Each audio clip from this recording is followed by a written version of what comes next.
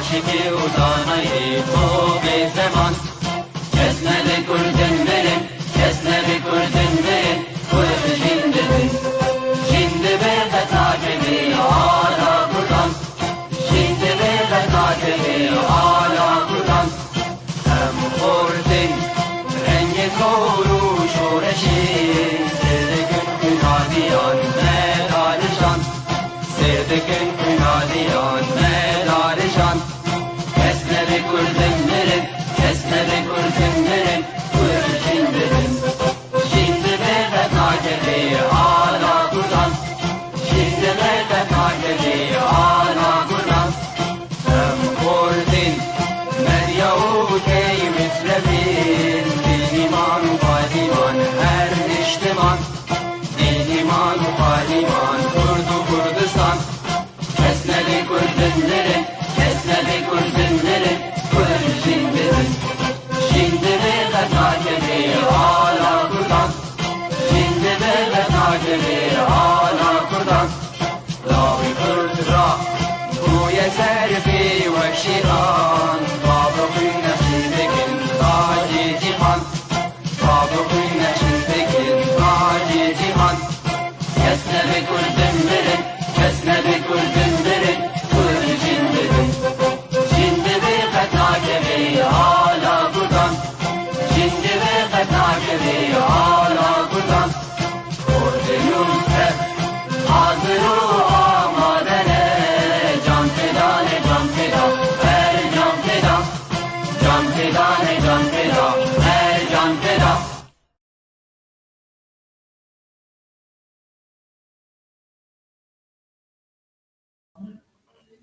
ایوار باش تماشاوانین هجا امی ایرو ورابن بناوی کیتیا گشتی یعنی بیسکارو رو جمعوانین کرد دگل خلقه که تایبت و گرنگ لسر داربکرنا نمر شهید قاضی محمد بله تماشاوانین هجا بری ام دست برنامه خو بکن کرت ویدیو که هیا ما مستعد عبدالخان تلداری شمر ام دکریه ام هیبینگو ام تبلیغو هداری بکن و دوره امی درباسی برنامه خو ببین بله گر آمده به حوالمی کنترلی وديرما لمكتب عن برسيد ودانا دودة كاتتان همو تقرا عن نصيدة كاتتشوار كتي أمن قاضی محمد یانجی قاضی وکو دهات ناسین سروک کمارا کردستان یاد سال 1946 ده لکردستان روشهلات هاتی راگهاندن و پایتختاوی مهابات بود. به سال 1901 ده لمهابات جدایی کوه باوی وی قاضی علی کوری قاسم کوری میرزا احمد دیاوی جئیلا فیدالله بگه یا بناف اودنگ دمیرنشینا موگریانه ده قاضی پرانیا دم خواه بخواندن و لیکولینان در باز دکر و کاری بخواه جکسک اولدار بگهره و ببه کسایتیک زانیار پر گهدان و تایبتمندی ددا خواندنا زانیارین سردمگری العلوم العصریه و به قصوریه زمان عربی ترکی فارسی فرنسی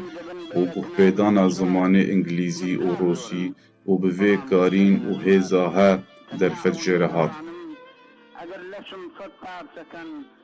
فشار بیانیان دوی دوره ده تند بو و پشتی دمکی چک جناوندا پولیسن مهابات تک شاندن و تنیشانن دستخلاتا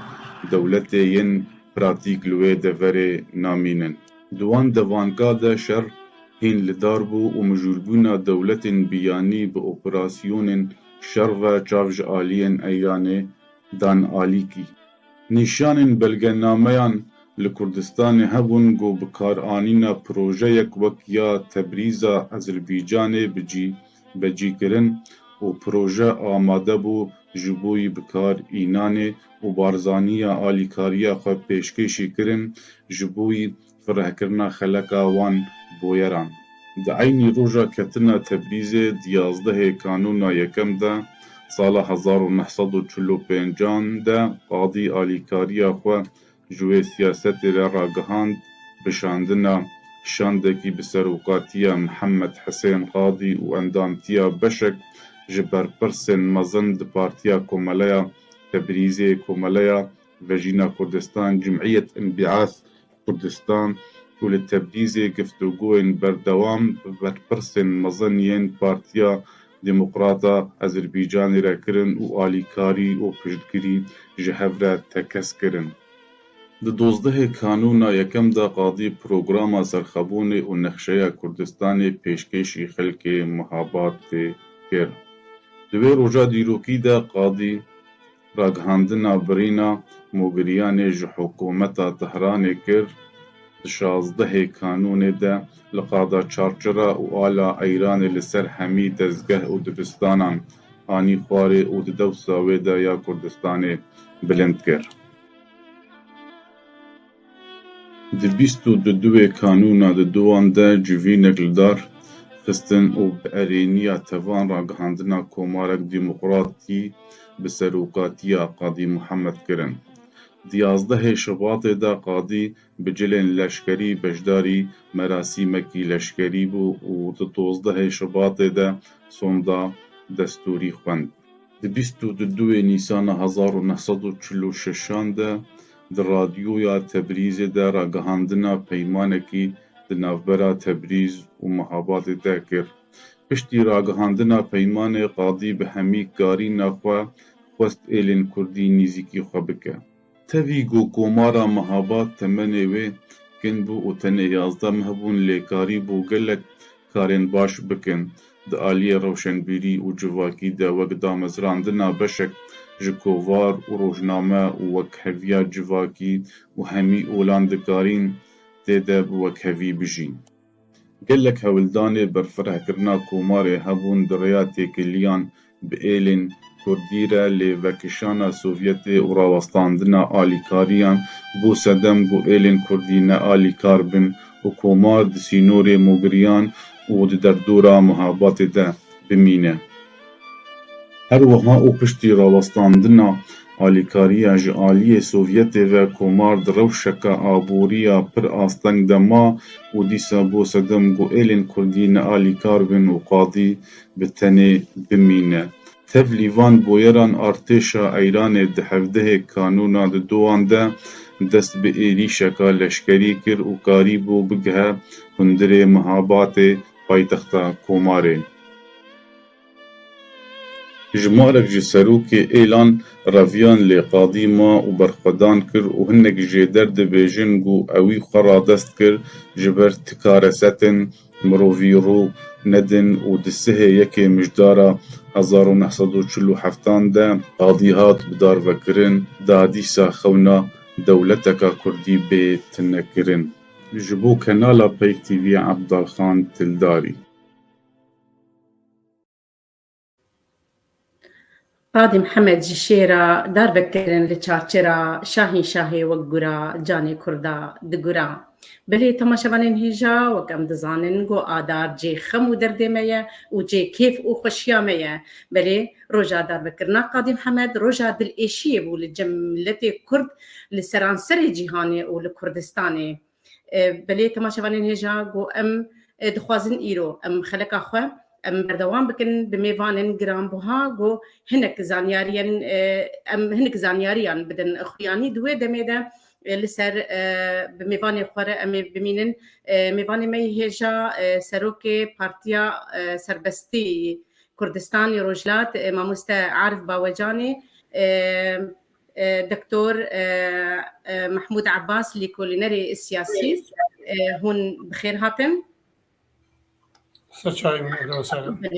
أمي إيرو قلكي كيف خوش بن بتماشى ناره بهفر بمينن ومهنكي زانياريين لباوة قوم بدن خوياني إيش تماشى ناره بلي تماشى هجا أم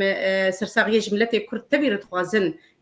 في رجا الشينا جران جو بسر كردستاني تبي دهات رجا در بكرنا قاضي محمد جو قد جمني ما البندي ماي و تاكار بجي و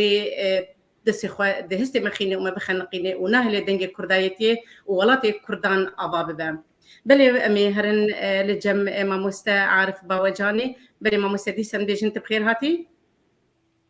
قالك سباس بو خوشكيما خوشكا بيسرا وقش حوالي تا لكنالي بي تي في بو أو ميوان دارية أم السري الرز ونوازش بو مزنين بيشوا قاضي محمد نوي دكم أمن دبيجم أجر بيشواي مزني ما قاضي محمد سمكو إسماعيل آغا شيخ محمود مليك ملا مصطفى بارزاني شيخ عبيد الله نهري شيخ شمزيني وقالك لا سكدي ديرين وديرو كما نبوايا شورشي ما تايستا لبر خدا ندبو وشورشي ما تمام دبو حقيقة أم باش ناخذ بروان طوينا بلي باش ناخذ بروان طوينا براستي ديرو كما زنجينا بخبات كار وتكوشي نرين كرد بلي ما مستاجر أم تخازن أم برسك يشتغل بكن تقارن كيجمر بأخذ السروشة كردان لكردستان روجلات بتواهي بلا من دخواز أو تمامي أو أخافتني خو تمام كم مخاب النهار بلي فرمو ببورة فرمو بلا هندك يعني شو بيجم هندك نظام جوجة كومونيستا نظام شيوعية دبيجن أو قاضي محمد شاش شغلي خوكر نظام بارزاني وايكر الشيخ محمود وايكر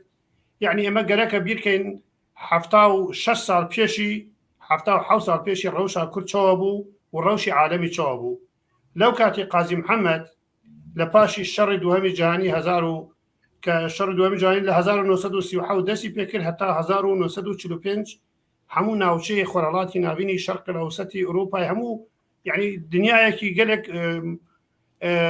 فراغ هبو شر هبو مشاكل هبو وفراغ السلطة الإيراني لمنطقة كردستاني وأذربيجاني هبو يعني حفتاو 6 سال بيشي حزبي بيشوا وجنابي بيشوا في الفكري دامزراندنا دولتي كي كردستان بنا أما حقيقة أجر بين لباري سايكولوجي لباري عقل لباري لو كاتيكا قالي ما قلقي هجار بونا نا إعلامي بقوة هبونا نا بيوندية دبلوماسي ما هبونا بلام أو شغلي قاضي محمد كرديتي قلق ميجويكي يعني براسي أقل بيجم كر نبايا يكي أقل بيرمنداني أوروبا بايا إسالة همو أوروباي بو هيكالي شي دكردن أما كاريكي قلق مزن بو يعني أواني دا بيجن قاضي محمد كاري باشي نكر نزانم شغلي أبي باش نبو أوان بيشي لحزبي قاضي محمد حزبي خودانان بەڵام هیچی بۆ گەلی کورد نەکرد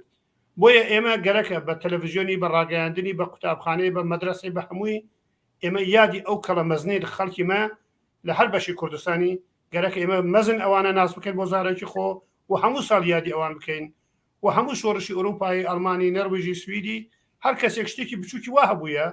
ئەوان لە مێژووی شانازی خۆ دەکەن لەسەر پارەی وڵاتی خۆ تەبع دەکەن لەسەر پاسپۆرت ناوی ئەوان دەدەن جا بۆیە بەڕاستی یادی قاضی محمد گەلێک مەزنە و گەلێک دەخوازی ئێمە دیارە ئەوە وەکو من وەکو عارەباوەجانی دەبێژم ئەمن بەڕاستی پێشەوە قاضی محمد ناس نیمە بەس وەکو قوتابیەکی ئەو ڕێبازە ئەمن خۆم لە خزمەت ئێوە دەبم و هەرچی لە معلومات جەم من هەبێت دەخوازم پێشکەشی بینێر و یا هەڤڕا تاوتێ بکەین من زیاتر گۆهداری مامۆستای مەزن دەبم کە لەگەڵمانە دکتۆر وافەرمێ بەێ سجلك سباس بوتا وفان أجاهية جوجي تقولن بلي دكتور محمود عباس دي سات بخير هاتي الكولينري السياسي بخير هاتنا تجد كن قلت إيرو قلك زانياري وقلك تشن البات هنا أمزانا جوجي مجتمع شبنا ركارن بدن يعني بلي دكتور تكاريش مر للسر وجرن وان بلان الناف دولتي وزختن أمريكا روسيا جبو قدسي خل سر مهاباتي دينن ومهاباتي بخينن قالوا أو بلان تشبون شاو عبنا أو بلانات كان هيك جمر بأخذها سلاوريز خوشكا إسراشترا ج ميفاني دلارا كعارفرا ج بينري هجارة وج كي سر كنترولي براسيز قالك سباسيا واتمامات كم سلاوريز وتفارا صد رحمت رح جاني نمر شيخ قاضي وكسي بيرغوچون دلوانيا خودي بدستي داگركاري كرد يبدمي رژیم ایرانی رژیم شاه براستي مناخ سكرا ايرانيه تمامي دا رژیم كلكي زوردست بو اوجي بابي يجي محمد جي شد رضا شدا شاهجكي دي سنة كانت بيجم إنه شيخ قاضي محمد ئەو ناژی وەکە شێخ سعید وەکە بەرزانی وەکەوە هەموو کەسێ سەرمایهداری کورد سەرداری کوردی یەکۆ شۆڕەشێ کوردی پێشکەشکردن و خستن دیرۆکە ناودەوڵەتیدا. مەگەرن سەر پرساتە خوشکە ئیسرا ئەس بەهۆر دکم وەلەو بکورد دەما مەهابادێ گەلێکی کورد بوو کە 11 بوو لێ ئەس بەهۆر دکم پرتوکەکە گەلێکی مەزون دیرۆکە مڵەتێ کوردە هاتە دانین نەبەس ژبەرگۆن و وڵا کورد بتەنێ بێرابوونە و خستن ڕێڤەبەریکە خۆسەر هەندروی ئەیرانی دەبنە خویاکردن وەکە گۆ پارتیا دیموکرات وەختی هاتە دەمەزراندن یەکش خاڵێ وێنە ئەو نابوو ئەنوونە ئەم سەرخەبوونیە دخوازن ئەم دخوازن وەکە بەشێکی بیش ئەیرانی بن لێ کارێ ناودەوڵەتی گۆ هاتەکردن ئاواکردن ناوێرە و ژ خراپبوو ناوێرە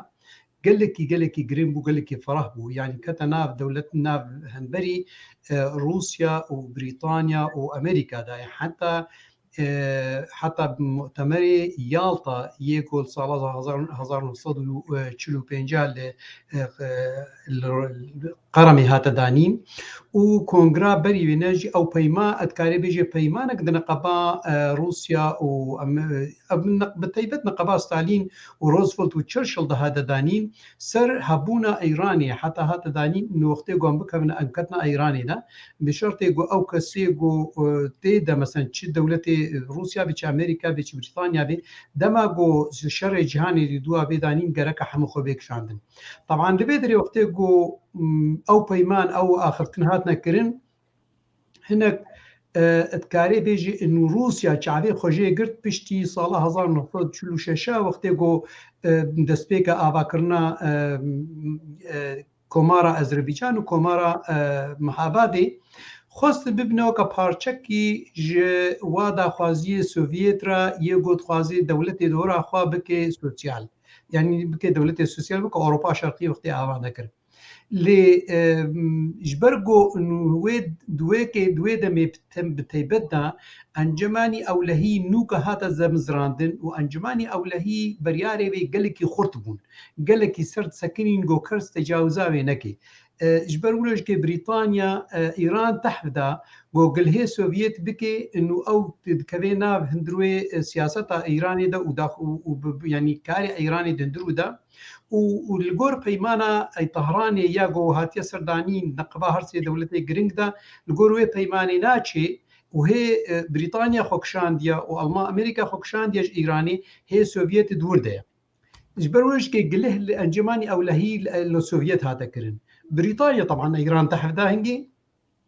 پشتی وێنارە بە هەیڤەکەی هەیڤەکەی ئەمریکا نامەکە گەلێکی فەڕەح و گەلێکی خورت بریا سەفیرێ وێنە ئالەن جۆ ئالەن نەما تێبیرم نهاج سەفیرێ وێنە ئالەن زاچێ هەنگی گرۆمیکۆ ئەندرۆ گرۆمیکۆ ئەو بەرپرسیاری سۆڤێت بوو ئەنجمانی ئەولەهیدا ئالەن سەفیری ئەمریکا بوو لە سۆڤێتێ نامەکە گەلێکی گورر و خورت شدان ستالی بناوێ ڕۆزڤلت هەنگی بناوێ ترومان بوو ڕۆزڤلت چوو بوو بناوێ ترومان گۆت و ئەو پەیمانە تەهرانی وە نەکشاندیە یعنی دبردە چ خوازم بێژم و مەهاباد بۆ قوربانیا تێکلیە ناودەوڵەتی یعنی نە گەلێک جارە ئەم دەبێژن ئەم بێنافخۆیی ڕۆلەکە گەلێکی گرنگ لەیزیە مەسەن گەلێک نامە هاتنەکردن دەبێژن دەبێ وەختێ گۆ لەشکری ئەیرانی ئێریشی مەهابادێ کرد و هەرەما مەهابادێ کرد بەرخۆدانی چێ نەبوو ینی بەرەوانی لەشکری مەهاباد ینی لەشکری بەرزانیە شەر نەکردن غێری شەرەکی تەنێ کردن شەری قەوارات بێقی نابێنا باش گوندەک بوو لێ دەرێ لەشکری ئەیرانی بڕاستی خسراندن و دۆر هەشتێ کەسی ژواژی کوشتن و 120 ینی ئەسیر کردن حتا بەرزانیە ئەو ناولۆ کرد و لەشکری ئەیرانی بێتە خسری بەس لەوێ دەرێ ینی وەختێ گۆ چ قازی ئەو شەردا بەردەوام ببانە دەماکە گۆ بەریارە ناودەوڵەتی نەدوێ ئاستێ دەبوو گۆ جمهوریا مەهاباد بمێنێ ینی کۆمارە ئەزەربیجانی بمێنێ بەریار ئەو بوو گۆلازمە دی ئیران بمێنێ یەک بەس لەبێ دیسانێکی ئاخفتنە وەختێ گۆ ناکۆکیت کەتە نەقەبا سۆڤێت و ئەمریکادا و بریتانیادا چمە رووسیا خۆ نەکشاند دوێ دەما وەختێ گۆ بریتانیا خۆکشاند رووسیا خۆست گۆ پەیمانێکی ئەو گرێدانێکی ئەیرانێرە بکەیت حکوومەتە ئەیرانی سەر نەفتا نفتا باكوري إيراني نفتا دورا بحر قزوين جركن أو بيمان بير هاتمان كران وشاه وقعا بان أمذكر بان السروي بيماني جنو كاوي لشكر وفعلا وقت جو بيمان هاتا دانيل وشاه أمذكر السروي بيماني اندرو جروميكو أنجماني أولاهيدا بالضبط جوج بيس آداري بيشتي بينش حفتية شش حفتية دي أم خوش إيراني لكشينن وبالتيبت وقت خوش إيراني كشاندن دمك هذا خياكرن انه ريد دي لشكري ايراني ايريج بكي وتشتي غريب دبردا انه راسمو بريطانيا خوكشان لي بيشدرتيا لشكري بريطاني قال لك يخرطبو ج لشكري ايراني را انه لشكري بريطاني هي يعني قال لك هرم هذا ما حتى العراقي دجي ما بو وطبعا وكا قوم زانين ديرو كده تخياكرن انه سينوري يعني سقز سردشت او وقت بسينوري جغرافي نقبه هردو باجار هذا او بو سينوري نقبه روسيا و بريطانيا هذا يعني لشكري بريطاني دبنيا وخطا نقبه باجار سقز وسردشت بو وبسوفيت الاليه بلوجبر ولش قلت مزينه مهابات دبنيا سقز وشي نچو دمك او خود بنجها خود قرق بانا سقز بانا سمنداج بانا او تمام قرق تنجي جمهوريه مع بعض المهم از قال لك فراناك براستي في بريكا قال لك فرها بس مهابادي بو قربانيه بيماني ناف دولتي وهذا فروتن دوي بازرغانيا والسر اوروبا هذا دانين والسر داخوازيه بريطانيا وامريكا دروجلاتي جابيندا بله قال لك سباس دكتور محمود عباس السرفا زانياريان وهل بتنظنين قال لك الجمته هي وتبدي يعني لدم كرت وقت دسفكت فشكا يسرا جبرتما براسي قال لك لكلين سرفيهاتين ويساندن قال لك وهناك رجوين نزانين هاتي خويا كرنجبوني جو ديرو كاملتي كرد ولو وقتي بزلالي بي خويا كرن طبعا ساعتك يمكن ديرو كتغدا خويا كرن ناي خويا كرن بس جبوني مو چلو قزنجيا جيب كيش بوي انا وجبوي بيش روجي ابنها وقت ام بيسر ديرو كده اخفن نقولم ديرو كده اخفن ام تخازن بما تشي في داك نجبوني نها بيش روجا ماي جو ايرو ام دوي بروبليم ايرو ام دوي بروبليمي بخدنا ايرو بروبليمي ناف دولتي لسرمتي غريدان بتشلو سرمهاباتي هاتا غريدان سوري ما قرأ مسلمي راس قل لك سباس جبوتا دكتور امي هرن للجم ما مستعرف باوجاني ازيد سبقرم ل برساخي بشيكو مشتكر ما مستا قالوا تكاري السر روشا كردان لكردستان ايراني بتباهيت جمرهن كي باخذ بله ما بس روشلات كردستان يعني الروشا روشلات ببورا روشلات ببورا دسبيكم روشلات بله دجمنا كنا تشارتر تشاو حتى تشاكي بالي خو فكرنا ام شاشه بند فانوارا قال لك شاشي تيسر زماني ما ام بنافي ايران وتركي وسوري ام وعراق ام جريد كردستان اخو بله مخابن بلي قال لك جرينجا ام يعني هو شابين براسي شو كان دقتي بدين حج فلسطينيك قال 1 مليار دولار باي بيجي نابجه خلق اسرائيل اي شوك من او دا بيجي ولاتي من استعمار بويا وهذا بيجي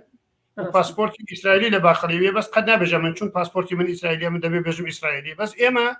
لقال هل كردي دا خافي دا بيجي بابا باسبورتي من روسيا سوري عراقي ايراني ام قرق وابيجين او قرق بس خو مالي خو دزراي خو ما بيجي يعني محاوله كمالي خو ورقه هل كذا بيجي ما بيجي هو مشكله وينينا نتواو كرد قرق بيتر بين جريدان بالنتوا خوبه بيتر ام بين جريدان بالنتوا دواري نتويد ام بيج دواري ام كرد لناس نامه ايراني ناس تمام سوري دكتور محمود سوري امريكي ازبيج باور بس ام كرد نتوا ام كرد بلي ناس نامه بمدانه اجباريه نه اختياري بس يمكن بحال لسر روشلاتی کردستانی هم دخوازم اشاره به عندك لاخافتني دكتوري بهجاب كم راسي لو لسروي كده بيجن شو بيشوا قاضي محمد شر نكرد يا مقاومه نكرد و يعني خوندنوا قاضي محمد لو كاتي قلق مروفي وشربوا او دزاني اتفاق تشيبو لنيوان المتحدين ومتفقين لو كانت كشر الجهاني عالمي بو دو جناحي ابو جناحي متحدين ومتفقين ابو لو كاتيك صاحت منطقه شولبو باشي كاتفاق كردن وبرسيف سوز بشادان او بقره منطقه خو قازی محەممەد دەیزانی کە کورد لە غێری بڕنە و هیچ ئیسلاحی تر نینە و باشی دەزانی لە مقاومەتە خەڵک گەلێک شەهید دەبێ و نەتیجەش یعنی هەر احتلال دەبێنەوە نێنەوە دێ و شاری کوردستانی بۆیە ئەو نەسیحەتی بارزانی و هەواڵی خۆ کرد هەرچەند ینی گوت ئێوە بە ئەمانەت ئاڵای کوردستان جەم خۆتان ببن ئەمن بۆ ئەوەی خەڵکی کورد زۆر شەهید نەبن بۆی قەتڵ عام چی نەبێ ئەمن خۆ استقبالی جێشی دەکەم یا خۆ ڕادەستی جێشی دەکەم ئەگەر نامەی بۆ تەبادلی نامە هەبووە دەبێژن هێدێک پرتوکان کە بەرسی بدانە ئەگەر خۆ تەسلیم بکەن ئەم قەتڵ عام چی نابێت و محکمەیەکی عادلانە دەبێت کە پاشی دیتمان نەخێر محکمە عسکەری بوو عادلانە نەبوو و حتا لە ناو محکمەیەش پێشەوە قازی محەممەدی هێدێک دەبێژن کۆماری کوردستان کۆماری سربەخۆ نەبوو کۆمارێک بوو لە ناو خۆی ئێرانی حقیقت ئەو کۆماری سربەخۆی کوردستان بوو ناوی ئەویشی دەوڵەتی جمهوری کوردستان بوو وە کتێبی ڕۆزێلف کە ئەو کات سەفیری ئەمریکا بووە لە ئێران و قۆنسولی تەبریز و مەهاباد و کوردستان و هەمووی بووە ئەویش دەبێژێت جمهوری کوردستان بووە بەڵام چوو لە مەهاباتی هاتیە دامەزراندن ئەو هەمیشە پاشناوی مەهاباتی شاتیە و محکمەی قازی محەممەدیش یەکێ لە تۆهمەی ئەوانە دەبێژن ئەتۆ دەوڵەتی استقلالی کوردستان چی کردێت دوو ئەتۆ ئەژنەبیت هێنایە کوردستانی عنی ئەوان مەلا مستەفا بارزانی حەسەب محکمە ئێرانی بە ئەژنەبی هاتی حسابکردن و تێ زمانی ینی زمانی ئێرانی تێکدا ینی زمانی کوردی کردێتە زمانی ڕسمی و سرودی عێراقی کردێتە یعنی ئەمانە هەموو نوعێک بوون لە ئیتیهاماتی نقاتی محکمەیە ئەوە لەو کاتی ڕەوشی کوردستانی کە باس دەکەین لەو کاتی ڕەوشێکی گەلێ خراپەوە یعنی پاشی 11 مانگی هندێک دەبەری کوردی نەزانینە کوردستان دەوڵەتی کوردستانی چی بووە پاشی دەمان و 11 مانگی وردە ئەو خەبەری بڵاو بووە و خەڵک لە کرماشان و لە جوانڕۆ لە منطقەی خواستنە بچن شراکت بکەن ئەوە لەسەر ڕەوشی پێشی ڕەوشی نهایی کوردستان وەک دەبینن ڕۆژهەڵاتی کوردستان لە پاش تێکچوونی کۆماری کوردستان جوڵانەوەی کورد لەو ناوچە ماوەیەک ینی بێدەنگ بوو سامت بوو حتا شۆڕشی ئەیلولی لە باشوورچی بوو شۆڕشی ئەیلولی کەچی بوو چەند جار شۆڕشی خەباتی چەکداری لە ڕۆژهەڵاتی کوردستان دووبارە هاتووە چیکردن و محاولەکردن کە دووبارە بزوتنەوەی کورد هەستێتەوە لە ڕۆژهەڵاتی و دیسان ئەویش کەوتە بەرموامەرەیەکی و گەلێک لەو شەهید بوون وردە هەتا ساڵی 1970 ڕێژیمی 2500 یعنی سوڵتەی 2500 ساڵەی مەلەکی شاهنشاهی لە ئێران هاتیە کۆتایی هاتن و دەوڵەتێک بەناو جمهوری ئیسلامی ئێران لە ساڵی 1970 هاتیە دامەزراندن گەلی کوردی دوای نزیک بە 40 چەند ساڵی پاشی کۆماری یعنی ئەوان تەوقع کرد لەو تەغییراتی لە ئێران چی بووە و خومینی گەلێک بەسیب لە فەرانسا پێشی بە کورد و بە هەموو نەتەوەی تر دەدان کە ئەو حکوومەتێکی عداڵەتی ئیسلامی چی دەکا و دەتوانێت مافی گەلی کورد و مافی هەموو گەلان بدا و زمانی کوردی ئازاد بێ و نەزانم ئۆتۆنۆمی ئیسلامی چی بکە لە پێشی کورد بۆەوەی نەبێژن کورد شەرخوازە لە پێشی کورد ئیستیقلالی و حکوومەتی کرد و لەو شۆڕشی بەشداری کرد بەڵام پاشی مدەتی دیتمان کە هیوادارم ئەمەش بێ بۆ ئەزمونێک بۆ باشوور و بۆ ڕۆژئاوایش بۆ هەموو بەشی کوردستانی کە هەرگیز خۆش باوەڕ نەبن و لەوەشدا کورد خۆش باوەڕ بوو خومینی خۆ مەشغوڵ کرد حتا جێشی بە قووەتی بۆ خۆ دروست کرد یعنی ئەرتەشی ئێرانی هەبوو پێشی ئەوەی لەغو کرد سوپای پاسداری چی کرد سوپای پاسدار قوواتی خاصی تابعی حرەسی سەوری ئێرانی بێژین بوو تەشکیلدا و یەکەم حرەکەتی خۆ بە قەتڵ عامی خەڵکی کوردستان دەست پێ کرد لە هەفتان و لە مەهابا لە منطقەی هەورامان و قارنێ و قڵاتان و ئەو قەتڵ عامی چی کرد و تا ئێستاش ڕەوشە کورد لە ڕۆژهەڵات ڕەوشە ئەمنی ڕەوشە اقتصادی ڕەوشە ئازادی هەموو یە ڕۆژ تا ڕۆژ خراپترە و نەزانم یعنی چاوە باز بکەم هەر حکوومەتی جدیدی دێت قایمەی ئیعداماتی مە زیاد دەبێت سجنی ئێمە زیاد دەبێت هەرنەها 111 کەسی بە تۆهمەتی بەشداری لە نەورۆزی هاتنە سجنکردن ئەم گەرەک شتێک بێژم هندێک مەلای ئیسلامی دەبێژن نەورۆز کوردی نینە و نەزانم هندێک دەبێژن ئەمە کورد نینە و هندێک دەبێژن پێشەوا لە ئەسڵا کورد نەبووی و هندێک دەبێژن مەلا مستەفا کوردنەوەی بەڵام ئەگەر وانە چاوە دژونیمە حساسن هەنا مەساگە نەورۆز سببێک نییە بۆ تەقویتی قووەی قومی کوردی چاوە ئەو هەموو خەڵکە لە کوردستان سجن دەکرێت بۆ نمونە ئەگەر هی جا محاولە دەکەن هەمیشە دژمنیمە ئەگەر لە شەڕی نەتوانن ئێمە زەعیب بکەن لە دیرۆکە دەخوازن ئێمە زەعیب بکەن یعنی محاولە دەکەن هندێک دیرۆکی بنووسێ بێژە قازی محەممەد دەوڵەتی خۆت ئۆتۆنۆمی هەبوونە سەربەخۆ هندێک دەبێژن کورد نەورۆسی کوردنینە هندێک یعنی دەخوازن ئێمە تەخلیق بکەن لەباری هەموو ئاساری قومیەت یعنی یەکە حرەکەتی مە بکە بۆ قومیەت لەبین بدەن عفوکەگە تۆ سوالێکە بۆ فەرموو و زۆر داوای لێبوردن دەکەم ئەم لە تەمامی گۆداری هێژە کرمانجیە من نە زۆر باشە یعنی ئەم محاولە دەکەم کرمانجی و سورمانجی حقاتی بکەم بله گلک سپاس مامۆستا بله کورمانجاتە وەک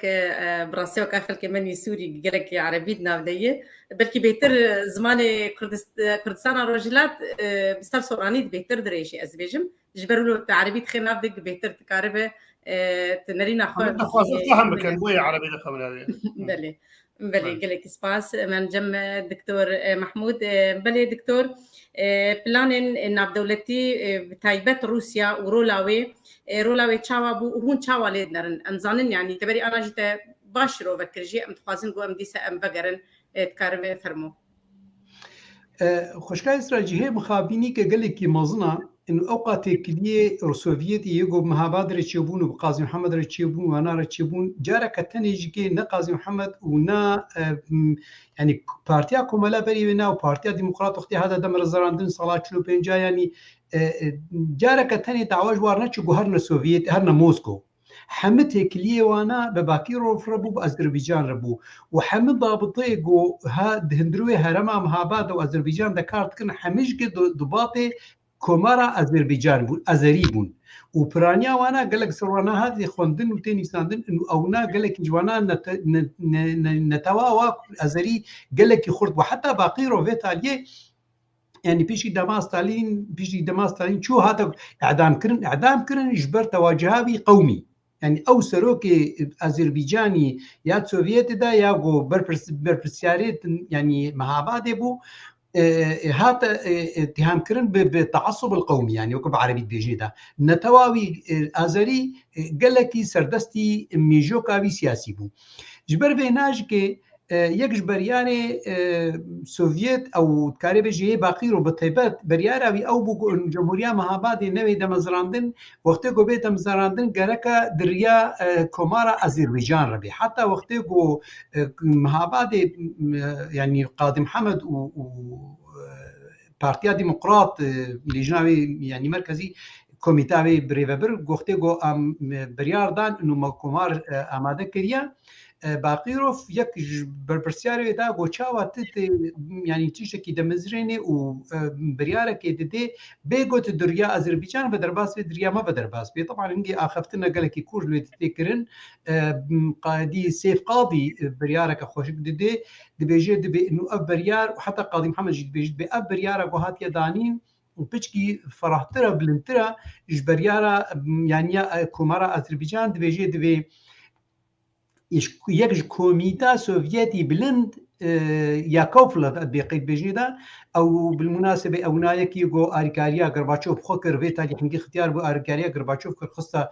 کۆمیتا ڕێڤەبەر یا سۆڤیەتی بلنددا ئەونا ینی تێکلی بە مەهابادە لێکریە گوتیە ئەوە ئەوینا بەریارداما داخوازی ئەو بێژێ گرین لایت وەکت بێژێ خەتا کەسک دایەمە بۆ ئەم مەهابادی ئامادە بکن ژوێ دەدێت باقیرۆ تێسەکناندن بەس لەوێدە سۆڤیەت ینی سیاست ئاوێت اتجاها مەهابادێدا ساڵا چلو یەکێدا وەختێ گۆ سۆڤیەت کەتە هەندروێ ئیرانێدا طبعا وەختێ گۆ بەریارد نەقەباوە و تێکلی نەقەباوە و بریتانیا هاتەکردن بریتانیاش خوار ئیران بستێنش بۆنی گوبەرنە ئەڵمانە هەندروتە دیت ئەیران یەک خواحسێت کرد بە ئەڵمانیاڕە ینی شڕەداشە خواحسێت کرد بنگەها ئەم میژۆکە ئاریدە میژۆکە نازیدا و ئەمژی ئارینە ئەم ئاریکاریە ئەڵمانە دەکرد ji ber ولشکێ بریتانیا کەتە هەندروتە و ئەوە سۆڤیەت کەتە ئالیێ باکوور بکەتە ئەیرانێدا حتاوەکە بەنجارا دیموگوت لەسەر سینۆری نەقەبا سەردەشت و سەقز لێ دێکهانە هەف دەهێ ئاوێ دەکەتنێدا سهێ ئاوێ لێ هەرمێک هانە هەڤیانی ئەو بوو سینۆر نەقەبا بریتانیا و سۆڤیەت السوفيت الجهه خذها شكر طبعا هنجي جنرال ايراني الودبو يعني وقت بكرد بيشكي دفع عندن جوبرتنا جنرال ايراني ودي وفعلا جنرال يعني تبقى جرانبونا كبي نما بول ودري دبيجن دبي حتى يعني وقت مركز كشرطه الهندوي مهابادي ما بو دور 14 15 شرطه يذهبون فيتالي اسماعيل بيجن اسماعيل نقزاده هيك شاعر كي كرد ويكي نافدار بك سياسه مدار وش بارتيا كومالبو يكي خرد بو اوينا جاركي دي چارچار دا يعني دي صحه چارچار دا اخفتنا كقلكي درست كرو هشت جو ملط ولو قرب بي راببه وچون بردانه وي المهم ناكم ديتيل ودا بردانوي مخفرة والويدري طبعا ابتمام بيجن بي او ضباط سوفيتي أذربيجاني الويدي أوانا أو الدفاع عن القوات شتابكن دا ساحات ما بالا ببي جيشي روسي الويدي يلوي عربي وطبعا الويدي وقت ايران نما جاركي سوفيت يقو يعني يقعد مشان صالة شلوكي حتى شلو بينجا حتى وقت يقو بارتيا ديمقراط هذا دمزراندن او بارتيا ديمقراط كي ببريارا باخيرو هذا دمزراند باخيرو قوتي قو كوملا يعني واركي نتويتي ده بارتيا كوملا واركي نتوي دعوة كردستان مازندكي وابنا نايكرن لازم بارتي ديمقراطي بيجي بهتري بينا يكا ميجوكا يعني نتوي به بامدرج برولوج كي كومالا دانين وديمقراط هذا فكرن يجبروا لي كلين قلت تمام بيجند ببارتيا ديمقراط ببريارا سوفيت هذا وصلنا هذا ما ذكرن بس لو اذا وقتي قلت قال لك جارا عم تشتغل عند بريارا سوفيت او بنجها خدنا بريارا كومارا اذربيجانيه يا باقي رفا يجبروا حما بريار حما اخذتن نامه قلت شونش ستالين را الجور ميجوكا باقيرو الجور ميجوكا وضباطي ازري يقعد هندروي حرما مهاباد هات دانين وشويدي ابنا الجور يعني هندروي وينا بس الجور ناف دولتي سوفيتي وقتيگو مهاباد جوار ميجوكي درك وقتيگو داخوازي انه ايران بارچه كيجي بك يعني وقت بكومارنا سوسياليزم بس وقتي قلنا كوكي دركتن ونقبا سوفيت وامريكا دا وانجماني اولهي هذا اماده كرن وليفا قرهان سر بيمانا يالطا او تيكي قفتو قويد نقبا هرسي سروكي مظن ستالين وروزفلت وتشرشل دا وقتي هذا دانين يعني او ميجوكا سوسياليزم او ميجوكا ايديولوجيه نما رولا خليست بو مثلا برجوانديا روسيا سوفيت بتيبت البرجوانديا خو ميزان تشلو وي نفطه باكوري ايراني بخي دستي خدا يكجي ياد دوا تشلو وي بخي وك بازرغاني كي نقباخو روسيا دا نقباخو امريكا لسر واب يعني دولتي رجيه اوروبا دا وقتيغو لب هذا يعني هاتنا بلاكرين حتى بلكي مزانن برلين تمام رصاص طاندبو وكا قوم زاني فيتاليا برلين ببو دو بارچا جي ببو يا آلية غربية يعني آلية دولتي بريطانيا وفرنسا وامريكا وبارچه دي سوفيت بو او دوا بيمانه دبو مهاباد واذربيجان وامناجي كتنا نابوا بيمانه واتكليا قفتو قوي قد هذا كرن نابارده حتى قاضي محمد بري داكر كرنا مهاباد بشغله بلكي هيفكي بضابطتي امريكي ردروني روزفلت او بخد بيجي بكوري تيد روزفلت رئيسي امريكا بريا نقيبه ضابطي امريكيه للهندروي بايراني دبير دروني حتى قاضي محمد جيت خوازي بام مستعد تكليه بورا بكن وام مهابادي بكنا بارشك داخوازيه امريكيه بشرط روزفلت نبس نا يعني بير تكليانا كي ديجي ويج سكني حتى يعني تحدد يعني لشكري بريطاني تحدد جو لشكري ايراني قربك دا دي اريشي لشكري اريشي مهابادي بكي او انا وقتيغو امريكا قصدي ابو نداخسنا مهابادي بو درخسنا سوفيت بو هندروي ايراني يعني ابناء بيمانه بيني اجبرولوجي وقتيغو قاضي محمد بيشتيغو روزفلت بيك نايني مجبور دبي دشي تكليا بهمايوني ردكي اخضابطي جنرالي ايراني يقول اريج دك ونولو تنيجكي او وفدك يخوا دشي طهراني الطهراني دما كدريج ميني تكليا الويدي بوارد كي دقفتو قول بسركي الرئيسي وزراء ايراني ردكي والويدي طبعا كي حاضر دبي وفدي بايرانيه وفدي بريطانيا ودبنسها سفارتها سوفيت ديك حاضر دبي يعني تميزني دولتي تشي قاصد ليزي قاضي محمد براسي الجور ويدمي الجور صارت شلو بينجات شلو شاشات شلو حفتا وبيتشي قاسي ايران هنجي دولت بو شاه تكليه بامريكا ونارا بو قاضي محمد قاضي كي بس دهندروي مهاباتي دبو براي بينا برلماني براسة برلماني دي ايراني دبو براي قاضي محمد بەسەر دەشکێت لێ مەزیێت ینی گەڕاوینە تێکیلینا ئەزربیجانی رە باکو ڕفرە وەکی نەقیبی ڕێزفڵکی بریتانیرە بە سەفارا ئەمریکی سەفارا سۆڤێترە دەمەزیێنێ نوتخواست تێکلیکە ناودەوڵەتی چێ بکێ پیشگرتی کێ بستێنش خۆرە وزانی بوو مەعاتە ئەمنا دێت میژێ نوزانی بۆ ڕۆلا ناودەوڵەتی چ قاسی گرانە هەبوون و نەبوونا مەهابادێدا یعنی ئەو شەڕێگۆ نەکردە و مثلا نكت يهمبري ايراني دا نقو انه نتكتوي وطايد انه نكاري لشكري ايراني بدبريني بس هابو برياري انه لشكري ايراني بيشغريكا قال لك مازنجير اي كرنج اليه بريطانيا وفرنسا بامريكا با يعني فيدي ديجبر وقتيغو بيمان بنقبا سوفيت ودولتا ايراني ده هاتا كرن سر مثلا نفطي وخوكشان دمكا جو انه لشكري سوفيت نما بيشغرتي دكي ابنائك هات يعني هذا خويا كرم بتمامي الاسقط بيجم لبيت دري انه كاريغو قاضي محمد كر والجورزان ابونا بينا الجورج كاينا كاركي قالكي بيويست كريا بس براستينا بدولتي قالكي بلندبو درولا سوفيت دفردا مخابن رولا كان نا ايديولوجي ما رولا ايديولوجي جيتشو كتم مثلا برجوانديا واي ايكونومي دو برجوانديا واي تكليه وانا بامريكا وبريطانيا را السر يعني دولتي اوروبيه يعني اصبح وردك مختيكو بيمانا يالطا هذا امذكرن وقرار يعني نفذ عند السوفيت دمكا جو انه سر بازرغانيكي هذا نفذاندن سر برجوانديا خو ها ارمانجا خو جبرولوش كي يدي تمام تيكشو از يعني قالك جارا سوي وكوتي برياري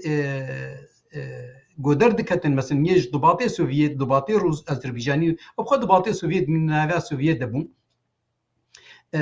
بريارا قدر كتن يعني برياري بين الدسبي كده انه هون بارچك بين نزيكي أذربيجاني بين أذربيجان وبارچك بيج ايراني على اساس ايراني تمامي دسبخي بس بيتاليه وقتكو فشار هات استرواداني دميز ايك جبرياري وانا اواغو تمهابادي وانا جو لازم هون خو تسليم بكن وتنازلج مهابادي بكن يعني لازم خوجي بكشينن وقتكو رومي كود انجامي او لهيدا قوت جوجنها بينج هي حتى شش فيازي خو بكشينم يعني وجه شيء سوفيت ايراني دركبي او بخونا ما بوش قاضي محمد اذربيجان وما بعد رجل انه يعني تبش قرتيا وانا ما تكرن وقرك بيجهون ريش خرب بينن يعني خو ليد ميزينم انه يعني بازرگانيكا بتشلو برينها قاضي محمد وما بعد بها تكرن مخابن ايرو نفسها بازرگانيه سر حرما كردستان دي ستيكر مخابن بلي ساعت خوش دكتور لسربان زانيارين اي جرينج وديروكي جوجل جبت هنا قلك سباسياتت كن بلي ام قلك سباسيات ما شبانا جيت كن وبردواميا وا بمره وشوباندنا وا بمره ام قلك سباسيات كن ام ليبرين تخازن جوج ام نكارن نابي تبا بقرن يعني برسن هنا ام نكارن لجب جيب سكن جبردما ما كرتن لي برسن مردر باسبو ما مستا صديق شرنخي دبيشه برساويج ببورن برساويج ما مستعرف ريه دبيريز وسلاف جبوه قالوا د تشارچوفيا يكيتيا تفقراوه تشب بروجين يكيتيه لباوه هنا لسر قاده كردي لكردستان روجهلات بله قالك سباسي منيش بو كاك صديق روشهلاتی کردستانی روشا احزاب سیاسی در روشهلات کردستانی وکو همو بشین کردستانی يعني بپی دیروکا خو بشكل مشاكل هبوه بين احزاب كردي بس نها الحمد لله روشي احزاب كردي برو يكيتي واتحاد دشت چوار حزب ديرين روشهلاتي هفرا بناوي ناوندي هاوكاري روشهلاتي كردستان اوان ناوندي چی کردنه ويما حزبي سربخوي خواص وهبرا يعني حريكاري دكين ومشاكل ونزانم شر سارد وشر اعلام ومشاكل نهادني وحزبي روشهلاتي نمايا وهذا خوازي ام زياتر خو اماده بكين بو حتى تغيراتك لمستقبل لايران بيتا شي كردن بيغمان هر حزبك بو خو بروجي خو هي حزبي ما وك حزبي سربسيه كردستان هي بارتي سربسيه كردستان ام باور با خبات بۆ سربەخۆیی کوردستان دەکەین ئەم دەبێژین لمدتی نزیک بە 80 ساڵ هەموو نوع پرۆژێ هەموو نوع تەکتیکێکم هاتیە تاقیکردن بەرسیب نەدایە. یعنی کورد گوتی ئۆتۆنۆمی هەر شەهیدکردن، هەر ماڵوێرانکردن. دکتۆر قاسم پاشی پێشەوە قازی محەممەد سکرتێری حیزبی دیموکراتی کوردستانی ئێران لە کۆنگرەی دووی کە بوو بە سکرتێر دکتۆر عەبدوڕەحمانی قاسم بوو، هەتا ڕۆژیوی شەهید بوو. ئەو گوتی یعنی وەکو تاکتیکی ڕۆژ گوت ئەم تاقیدین بە خودمختاری یا ئۆتۆنۆمی، بەڵام لە ساڵی 1970 لە ڤیێنا لە ئۆتریش لە گوتن ئەم دەخوازین مذاکرە بکەین، شەڕی حربی عێراق و ئێران تەمام بوویە و ئەم دەخوازی لەگەڵ کوردیش مذاکرەکەیت، ئەو هاتە شەهیدکردن. پاشیوی دکتۆر سەعید شەرەفکەندی هەر ئەو گوت ئۆتۆنۆمی هەر شەهیدکردن. حتا 2003 کورد لە ڕۆژهەڵاتی هەر گوتی ئۆتۆنۆمی هەر ماڵوێرانی شەهیدکردن، ئیعدام، خەتف، نازانم تەدمیر، هەموو شت هەبوو لە منطقەی کورد. پاشی ئەم گوتین بە فدرالی و دەبێژن ئەوە فدرالی معنای ئیستیقلال هەر عینی سزایە. بۆیە پارتی سەربەستی کوردستان لە ساڵی 2006 وەک پارتێکی قەومی نەتەوەیی بۆ سەربەخۆیی لە ڕۆژهەڵاتی کوردستان ئەم دەفکردی سەربەخۆیی تەنیا حەلی کۆتایی مشکلەی خەڵکە لە کوردستان وەم گەرەکە مۆزوعی خۆ بۆ ئاسی عالەمی و بۆ ئاسی خەڵکی خۆ وەک حقیقەتی خۆ کە سەربەخۆیی باس بکەین. یعنی ئیتر وەختی من نەمایە ئەم تەکتیک بکەین، ئەم بێژین ڕەوشە سووری نەباشە، بە ئەم بێژین ئۆتۆنۆمی نەهایە، ڕەوشە ئێران نەباشە، هەموو ڕەوش تاقیکردن. یعنی تەغییراتی مێژوو هەموو ئەمە دیت بە چاوی خۆ، هیچ بۆ ئێمە مساعد نەبوو. گەورەترین غەڵەتی مێش ئەوە بوو لە پەیمانی کاتێک ئەو هەل هەبوو لە پەیمانی سیڤەری پاشان لۆزانی بەسەرچیکردن، ئەمە تەجربە بوو کە ملەتی ئێمە گەلێک تاخیر بوو لە حقیقەتی. جا پرۆژەی مە مختصر بێژم تۆ کاک سدیق، بیرۆکەی سەربەخۆیی خوازی ئیستیقلالی لە ڕۆژهەڵاتی کوردستان گەلێک زیاد بوویە، یعنی گەلێک فەرق کردیە. هەتا 20 ساڵ پێشی مەسایلی سوسیالیستی و نەزانم هەڤڕاژیانی ملەتی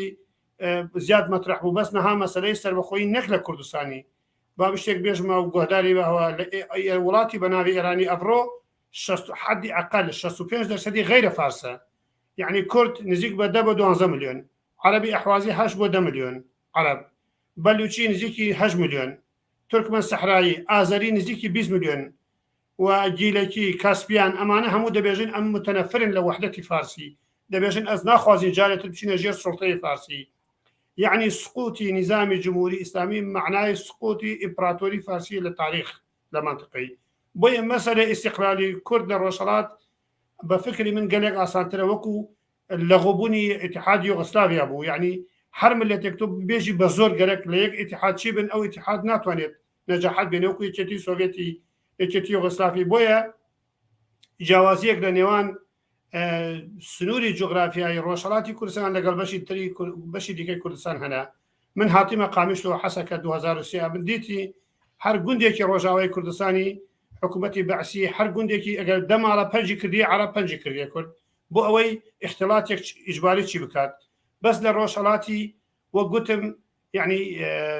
خارج لە کورد و ملەتی تریش هەنە داوای سەربەخۆ دەکەن لە باشوور، بەس کورد و عەرەب هەبوو. ئەگەر ملەتی تر هەبانە احتیمالی زۆرە ئەو سەربەخۆیی ئەو ڕفراندۆمی باشووری و ملەتی تریش ئەگەر لە بەسرا هەبان لە جنوبی عێراقی هەبان، ئەو یعنی قوەی عاسیمە یا قوەی مەرکەز چی دەبوو، خلاص دەبوو. ئەم ئەوە حقیقەتە کە ئێستا مەسایلی مانەوە یا ئەم دروستکردنی یەک ئێرانی متحید لە نێو فکری نە کورد هەنا نە غیری کورد هەنا. یعنی تەنیا مەشهەد و ئیسفهان وەکو مرکزی فارسیمانە، هەموو شارێتی ئەو حرکاتی تر چی بوونە پێشی لە ئینقلابی ساڵی 79 بەس کورد و حیزبی هەبوو و ملەتی تر حیزب نەبوو، مجاهدینی خەڵقە بوو، حیزبی سەڵتەنەت هەبوو، بەس نەها هەر کام لەو ملەت لە قەومیەتی کە لە ئێران هەنا هەرێکە و 20 حیزبی خۆ هەنا. یعنی ئەحواز ئەمە ناز دەکەم نزیک بە 15 حیزبی ئیستیقلال تەڵەب هەنا. ئازەری ئەوان چەند حیزبەنە هەموو دەخوات دەبێژن حکوومەت ئیستیقلال ئازەربایجان، هندێک دەبێژن عوزمە، هندێک دەبێژن شەرق لە ئازەربایجان، تورکمەن سەحرایی ئەو لە حدودی تورکمەنستانی ئەو لاینە لای رووسی ئەوان دەبێژن ئەمە ئیستیقلال بۆ تورکمەنستان دەخوازین، بەلوچ هەروە. یعنی وەزع لە ئێران فەرق هەیە، بۆیە ئەم گەرەک بۆ مەسایلی قەومی زیاد متحید بین. ئەگەر سوالی تر هەنا من بەرسی بدەم یا فەرموو.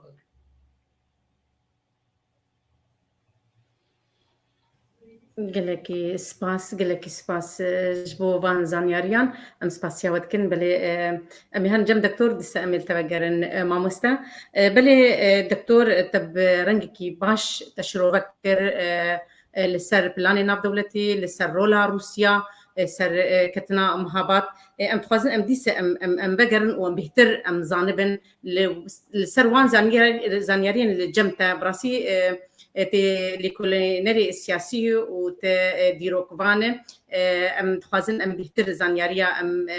جمتا ام بقرن بلي دكتور قالوا كتنا مهابات سدمي وكان زانن روس بون جبوتشي روسا خوش بشجريا قادم محمد دا علي تقارب بهتر يعني جمر ديسات لي بقرو تجمر شروبك بلي فرمو خوشكا إسرا يعني صدمة نروس من السوفيت بون صدمة وينا ناف دولتي بو بيماني قدنا برا هسي دولتها بلي لي روسا بلي ببورا لي روسا خوش بشجريا وان دان علي او خو سوفيتي جبر في الشارع وسر وهات دانين بشتي بيمانا بوتسدام يا وقتي جو المان هات داغركان يعني داخستن تيت البوتسدام بريار هات دانين دنا برا هرسي دولتها دا انه تشلو المانيا بلا بكن واوروبا لا بلا كرن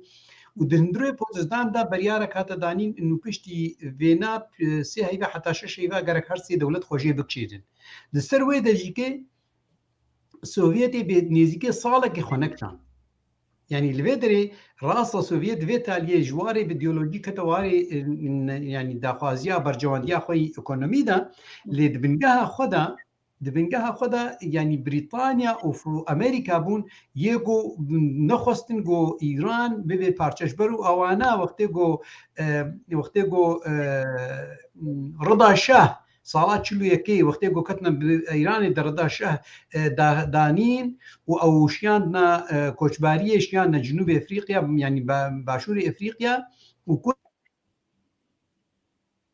برينا محمد رضا شاه كو بريارا بريطاني وفر امريكي دمشاندن وبالتيبات جي وقتي قلت لي ميزيني سينور يعني نقبا وكغبرين هم قد نقبا سردش وروسا قصدا او سينور نقبا سوفيت وبريطانيا دبو حتى ناشتن جو جغرافيا مع بعد بنيا وير هاري جبر قد دستي بريطانيا د جيبو سدا جبر ولد بجند بمهاباد بنجها خود جمهوريه كردستاني نزيد 6 صديه جغرافيا كردي طبعا الفيدري مثلا لور وكلهرا واناخنا نافدا وقت جو جبك نافدا تقريبا سري صدي نزيد 15 20 جغرافيا كردستاني تماميه الفيد السوفيت رولاوي خرابون تشيا رولاوي خرابون انه دوا بيمانه بهذا دانين دا تشي او بيمانه طهراني بو يا صالات شلو يكي وقت يقول نوكا كتنا هندرودا يعني صالات شلو سيسيا وقت يقول دي بيمانه كانوا لفرونشت دمالطا دا نيا يالطا يا مالطا ويا بيش ينارا يا يالطا شلو بنجادا وقت هات الهند السوفيت وامريكا ولو تقريبا بسرقه تكون ببون شري جهاني دوا ضد الربحين صالات شلو يكي تخسرين تقريبا صالات شلو بنجات دربحين جبر ولوج نما قال لك بيويس بجواره انه والله كومارك بيش قرتياوا بقري يعني مثلا يعني هناك انه وقع ايراني داخل دا مثلا ببي اليكاريا دولتي بيمان يا دولتي روسيا السوفيت وانا ما بوج ورا الفيديو كي بهتر برجوانديه خو د خرابونا المانيا دا كي برجوانديه خو بهتر دست بخي از باور دکم مثلا وقتی گو برسوا هنگ او سفیری امریکی ناوی جورج آلان بلو قاعده بیرامه جورج آلان وقتی گو نامه دی ستالین دبیجه دبی لازمه و بریارا یالطا هم بتیبت و یا بریارا پشتی یا پوتستان هم يعني بمشي جنها ودمك كن هنگ سوفيت قوتا لشكري يمهابادي وبرزانيا دراسه قص خو حاضرت كن ديروك بيجن خو حاضرت كن يعني قوتي اركاري كدكرن نزيك 3000 دي تفنجي نو بوار هبون دور صدو بينجه ماتريوز بوار هبون دور صدك مدفعيه بتوجك بوار هبون دخستن إيريشي ديس بنياء سننداج ومنطقة يعني ياغو بريطاني دستي بريطانيا دا يريد بكن سوفيتي نخست جو وقتی گو هون ایریش بکن لویدی ام مجبور من ناکوکیت کبین قبا سوفیت لشکری سوفیت و لشکری بریتانی دا يعني تميزين الفيدي بريارة كان نما إذا نكي نا عسكرية ونا إيديولوجيا ونا برجواندية بريارة كان مطرسيا جو شري جهاني دوا ديسة دسبينك الجكيدي يعني جهابو حتى وي أصطين للتجرة ندخل نجو أو شر دركبي الفيدي مهابادي دبي قربانية قلك حالة أو بخوختي قلت ليه ميزيني مهابات شماكتية طبعا مهابات أولا سوفيت بريار ندخل دستي موسكو دخل دستي باكو بخدهش باجاري باكو يعني وقت يجوز نها نافي ضباطي سوفيتي ضباطي يجو سوفيتي يجو الهندرو كارد كل الهندري مهابات يك جوانا كاظيموف بو يك جوانا ماكوف بو جعفروف بو مصطفايف بو صمدوف بو تدمزيري حمل نافي أزرينا يعني أبيجو هندروي باكو ده كارد كل دمك جو أبيجش صدمي ما بعد كت بريارة من ند موسكو دو برياي باكو دبو ياد دوا كت دكتور أبج بو خيانة كيبو يعني كيف خاينتي كرجو مهابات كت خيانة كيبو أصبح حسيبناكم خيانات حسيبتكم إنه برجواندية نا دولتينا يعني هركس كي برجواندية خد ميزين برجواندينا كيف نطاق خيانتي دي جبل برجواندية خد ما تمشي سياستي خوش راس حسيبناكم خيانة السياسة يعني دولتها ناس ناكي دولتها تفروش ودكري الجور كيف أخوة يعني سوفيت يعني يجبر ولا يكش صدمة بينا إنه دقلك جهاده الوالي إيديولوجينا ما ميزان بهتر من البرجواندية خد ميزان وكا برجواندية إقتصادي أبوري ميزان يعني وقتی کو مثلا خیانتهم حسيبكن مي خيانتا بينا بأذربيجان راح حسيبكن دسرقو إنه أذربيجان وقتی کو الجغرافيا نقبا أذربيجاني ميزيني ويا يا جمهورية مهابادي ميزيني تدميزيني أذربيجان تقريبا 3 جارة الهرمام مهابادية يعني جغرافيا براسي شكي شغلي يعني حنكايا يعني حتى جارك يمول بحنكي وطبعا شكي درسته مجو خديكر جو مهابات شنو بولمي ميزين نيفي جغرافيا كردستاني يروسير بجغرافيا كردستاني نحازر دورتا حما هاتيه فروتن الجور برجوانديه طبعا اللي بيدري الجور كردا خيانته بس الجور وانا ابناء برجواندينا بس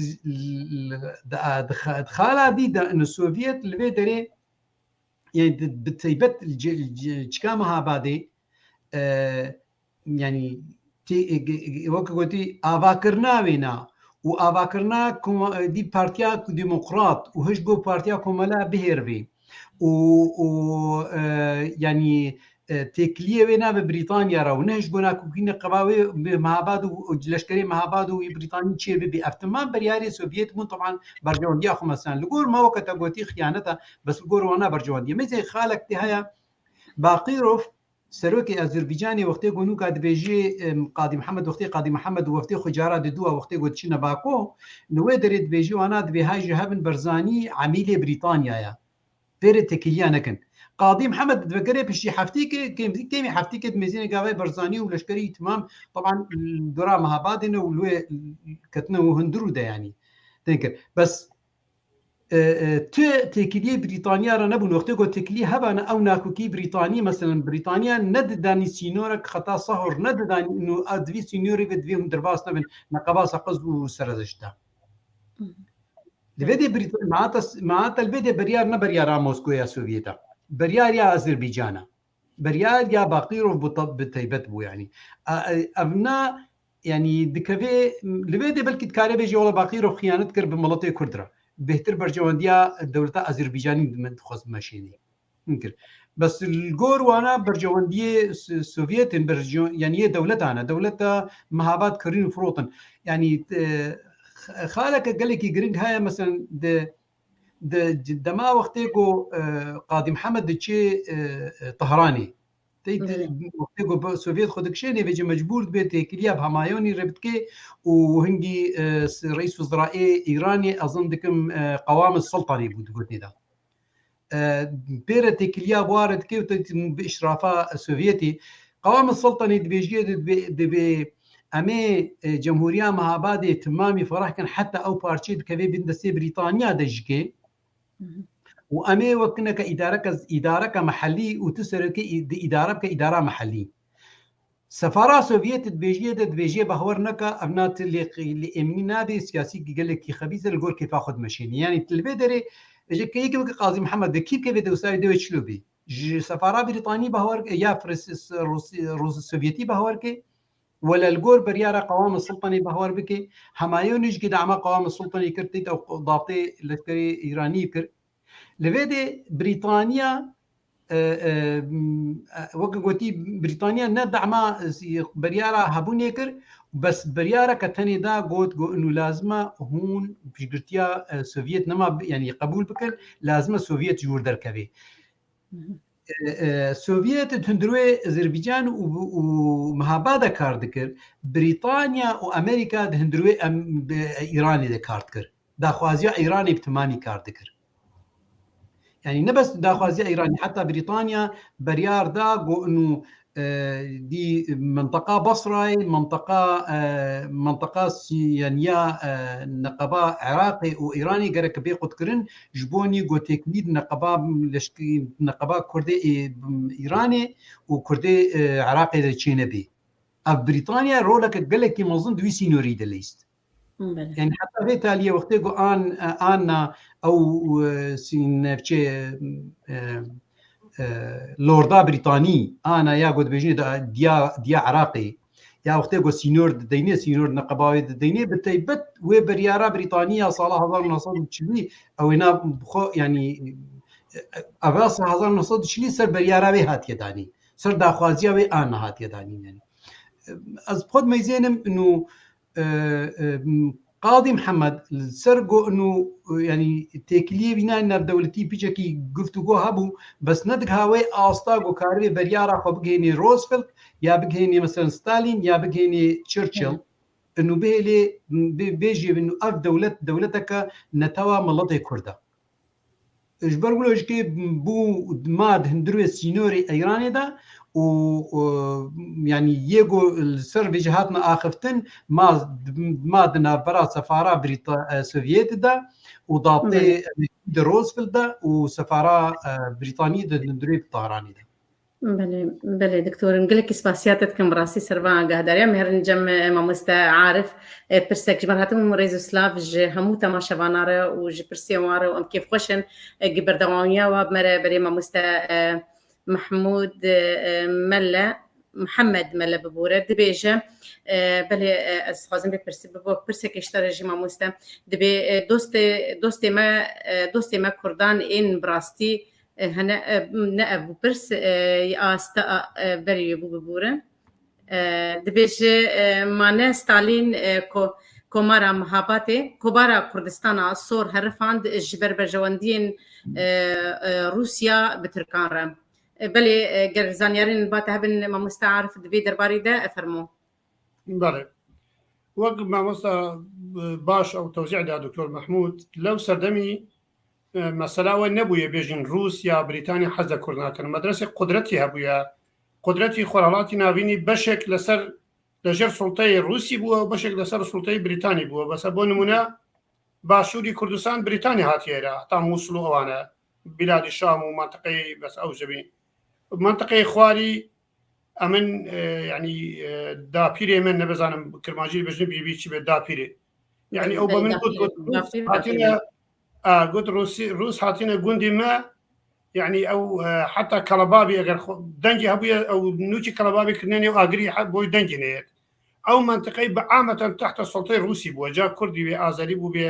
عرب وبهرشي بو لو وقتك شرع عراقي شرع عفويه كمدو هم جهان بويا ناوچه همو دابش بونه بشك سرب او جبهه تربون كباشي بو بجبهه امبراليزم وبشك لجا سلطه جبهه سوسياليزم بونه وقت دكتورش قلت لو كاتي كرد دبلوماسيتي بقوتي نبويا يعني باشي كارساتي حلب جاء حتى شر داعش نهاد كردي باشويش حشن دبلوماسيا بو هواري دكر كس قوداري ندكر باشي ظروفك حتى بيشي شر داعشي شان زريري هبو اما دش قازانجي بو كردي هم روجاوا هبو وهم بو كردي باشويش هبو يعني او خواست اهتمام بودو منطقه بدن يعني بمصلحه برجواندي لحدث حسب حدثه يعني لكو حدث كبت او حدث مترسيه قازانجي بۆ سڵتە هەبێت ئەو سڵتە احتیمال دەدەنە منتەقەی لەو کاتی لە ساڵی 1945 بۆ 47 ڕۆژهەڵاتی کوردستان نتوانیە لەباری دیپلۆماسی اقتصادی هیچ مەسلحەتێ بدا بە ئەبەڵقدرەتی عالەمی بەس شا دیپلۆماسی تێوی هەبووە و حتا شا خوشکی خۆ ئەشرەفی ناوێ نردیە بۆ ئیستیقبالی جێشی رووسی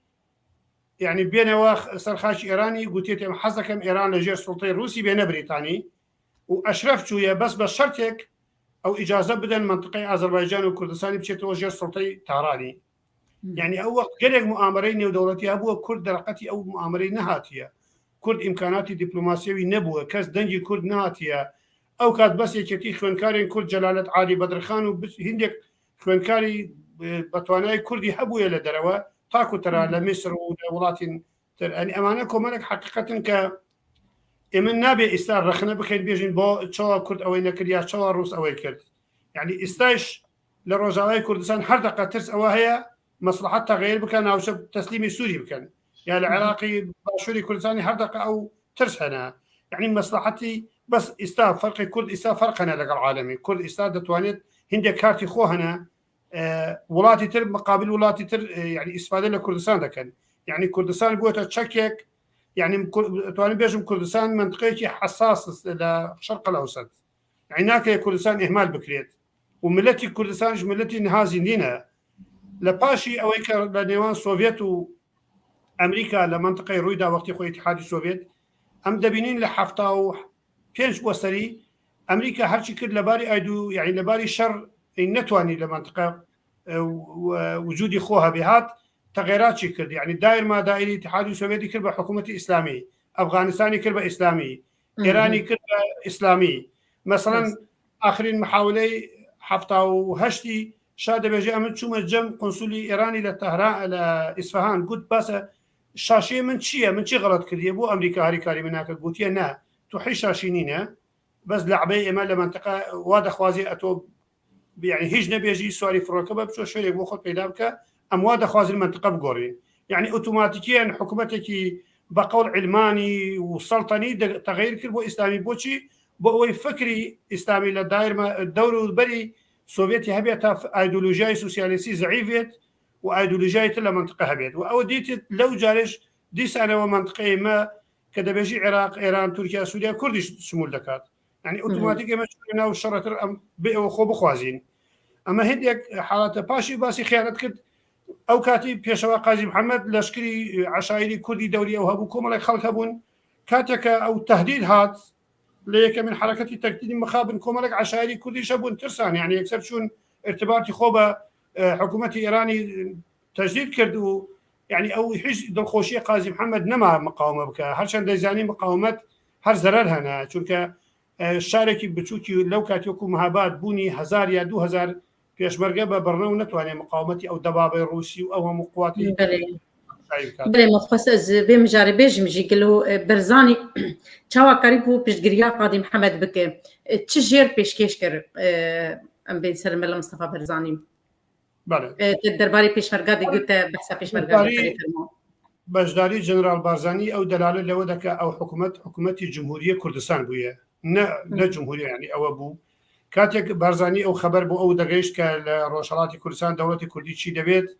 یەکسەر بارزانی پێش تەسیسی جمهوری کوردستانی ئەم دیرۆکا دیتیمە چونکە جەنابی سەرۆک کاک مەسعود بارزانی دەبێژێ ئەم لە ڕۆژی لە ڕژێر ئاڵای کوردستانی لە ڕۆژی تەسیسی جمهوری کوردستان لەدایک بووە معنای ئەوەیە جنرال بارزانی پێش دامەزرانی کۆماری کوردستانیش يعني ئەو ئاگداری ئەو حرەکەتە بووە لەوێ بووە و هەر لەوەش کە بەشداری دەکات ڕۆلی گەورەترین ڕۆلی جنرال بارزانی ئەو بووە وەزیری دیفاعی کوردستان بووە يعني وەزیری شەڕی کوردستان معناوی ئەو هێزێک جنرال مستەفا بارزانی تەجربەی ئەوی هەبووە و ئەزمموی زیاتر بووە لەباری بەرخۆدانی و لەشکری جەم ئەویش هەبووە 400 نازانم 450 کەس لەگەڵ ئەوی چوونەتە کۆماری کوردستانی و ئەوە هێزێکی بەقوت بوو بۆ بانەوەی یا بۆ دامەزرانی کۆماری کوردستانی لە حقیقتا هندێک کەس احتیمال حەز دەکەن ئەو واقعەت بێژین بەس بوونی جەنرالێک لە باشووری کوردستان بە 450 هێزی مجهز کە بۆ خۆی لەگەڵ حکوومەتی عێراقی لە شەڕ بووە هاتیەتە کوردستان ئەوە یعنی ئەتوانم بێژم پاوەرێکی بەقوت بوو لەباری سەربازی لەباری عسکەری لەباری پێشمەرگایەتی بۆ دامەزرانی هێزێکی باش بۆ حفاظەتی کۆماری کوردستانی بۆیە مێژووی بارزانانی لە پاش تێکچوونی کۆماریش مێژووی بارزانانی بوو بە مێژوویەکی پرشنگدار و لە ئیتحادی سۆڤێتیش ئەوە بوو کە مەسەلەی کورد بوونی جنرال بارزانانی بوو بە واقعاتێکە حتا لە تەغیراتی لە عێراقی بوو عەبدولکەریم قاسمات بۆ خۆ داوای کرد بارزانانی بگەڕێتەوە باشووری کوردستان و ئیستیقبالی ڕسمی لە ئاستی ئەمە فیلمی قەدیمی ئەو دیتیەی شەستەکان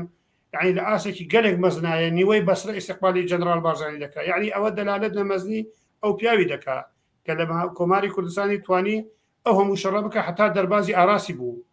ئەمە لە خۆڕا یعنی هندێک گێڕانەوە دیرۆکی هەروە ئاسان نینە ئەگەر ئەوە قسە بێژین حقیقت ئەوەیە ئەم بخوازیینە خوازین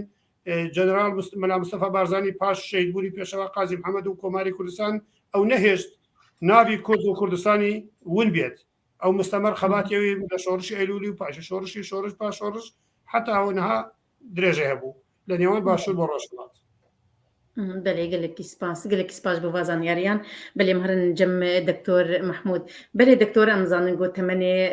کۆمارا مهاباتێ کن بوو نەدرێژ بوو گەلو چ کاری بوو بسەر بخینێ دوێ دەما کورتە بخوا ینی ڕاستە دەبێژین ji وەختێ گۆ بەریار هاتە دانین کۆمارە مهابات ئەعلان کردن و حتا وەختێ گوت یازدە من دەست بنگەها خۆدا ji sala 1940 destpêkê bi taybet ji sihê AB wextê ku Sovyêt çêşê Sovyêt leşkerê Sovyêt kete heremê de ewa û Brîtaniya pevra wextê ku weke min got di eyn wê xeta sînor di neqeba Siredeşt û Seqiz de gihane hev sihê hevê de di hingî de karê vê jî gol mihabat li wê ji wê heremê hatiye danî Kurd ji wê kêdîkê ve yanî rêveberiya Eyranî ya hikûmeta Komara Eyranî nemal wê dê hebû ji sala 1940 ve yanî rasta partiya mesin demokrat hate demirandin sala 1945 û Komara mehabadê 1946 hate êdî elan kirin û komela mesin partiya komeletê kiçû û taliya 1906 hate hêrivandin bes di bingeha xwe de yani wextê got werî lê benzînê amadekirina milet jêra ji sala 1940 hatiye danî ji sala 1940 çi hatiye kirin li vê derê ewelen rêveberiya Îranê jê deşçû Qadî Mihemed di wê salê bi xwe de jî derket hundirê mehabadê weke qadiyê mehabadê rêveberiya mehabadê bajarê mehabadê kir ji xwe yanî rêveberiya bîna ji bajarê mehabadê re hiç gu bêhtir nav deng pê bikeve di nav eşîr û miletê yê dora vîna de got wî bikine meselen bêjin wala çiqa xweşik meşand mehabat bilkê bi heremê timamî jî meşkînî Taman piştî ku sala 40 wextê got rêveberiya Îranê nema عشیرê Kurdî û serekê eşîrê Kurda derketin û her keskî xwestin rêveberiya xwe bimeşînin û heta vê dê dibêjin dibê gelek lawazî ketiye de û gelek dizî ketiye û gelek gendelî kiçê bû yanî êrîş ketin yanî herema guherî bêhtir yanî ne êşa bêhtir ya mehabadê bû ji ber ku Qazî Mihemed îdara wê kir lê li vê taliyê wextê ku Qazî Mihemed wilo ew baştir kir hinek beryar dan ku hêzê Kurd eşîrê Kurd nêzîkî hev bibin sala 1940 hinek nêzik bûn di nav eşîra çêbû bêhiştin ku rêveberiya xwe bimeşînin bixwa bêgo bikin dibêjin divê salan 1943-44 gelek eşî wextê ku Qadî Mihemed hingî dest pê kir ala esas wê îdareke meşînê gelek eşîrê Kurda weke leşkerî jê reşiyandin û kine bin destê wî de bes غیری دوارê leşkerî de çi kir wextê ku mehabadê jî kir gol pirsate mesin duwê yazda meha de çi kir ya ewil انه مدرسه زاروكا هي صفي اول حتى شاشا كره بلاش واجباري يعني بري مدرسه زاروك اجباري لازم بو هاري مدرسه يعني تعليم اجباري افتشكي قالكي بباش بيشكش بو دروجلات نافين تمامي ده دوي ده ميديكاسينت كر سوفيت وحيد بو يقود كر يعني دو جمهوريات السوفيتي وحيد بنتكر ياد دوا مثلا قالك كوفاري كردي دركت روجنما وكوفار دركت مثلا روجنما كردستان دركت كوفار دي گوڵاڵە هەڵاڵە و زارۆکە یا پێشون یا گوڵایا دی نەشتیمانی دەرکات یا کوردستانی يعني قالك كوفار دركت یا دی هناك مسرح هاتنا آواكرن خاصة طيب، و شانوا جوهات كرن أو شانوا ديا كرد يا قلك بنابو دن بيكت بيش ينارا هناك يعني مسرح هاتنا آواكرن جبو شانو يادي يا هذه جرينج بيركا قاضي محمد بخوا رولك ليست جبوني پروردكرنا بيركا كرد ياشني بلي رولك بليزي دهندروي روشن بيريه دا دهندروي ريفابريه دا دهندروي يعني كار دا چلو كار بكن بلي براستي مينا قاضي محمد بلي مينا قاضي محمد ريزوسلاف جياني وير رولك جريغليست دواري جنيداغ سروكا كومالا جناب الويدركي وجنقلك الدور خدان هاف وقلك قريب رولك جريغليزا نافي كومالين زاد نافك ليت كرنا براسي يعني ودخالي دي بس لجهنا دي تشتن هاند يعني رخنتين ميكرين دبي انه بارتيا ديمقراط وقتكو هاتا اباكرين سروكي بينا تمامي بينا سريكي عشيره بون جبر ولوش جيت كاري جبوني مثلا امي بيجن